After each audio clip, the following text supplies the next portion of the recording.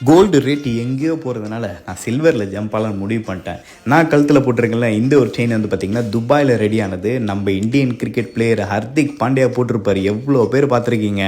அந்த மாதிரி செயின் தான் இது. அதுக்கப்புறம் இந்த பிரேஸ்லெட் பார்த்திங்கன்னா பேங்காக்கில் ரெடி ஆகி சென்னை தெனாம்பேட்டையில் விற்கிறாங்க.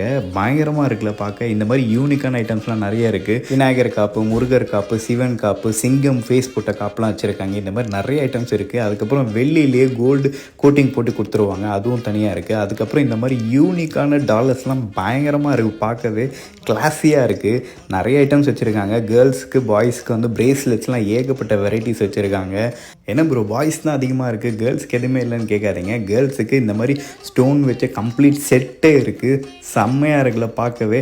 அதுக்கப்புறம் இந்த மாதிரி டிசைனாக டிஃப்ரெண்ட்டான கொலுசு, செயின், பிரேஸ்லெட்லாம் இருக்குது. இந்த கடையை எங்கேயும் தேடாதீங்க. தேனாம்பேட்டை NM தங்க மாளிகை, பிள்ளையார் கோவில் ஸ்ட்ரீட்டில் இருக்குது. கூகுளில் போட்டிங்கனாலே வந்துடும்.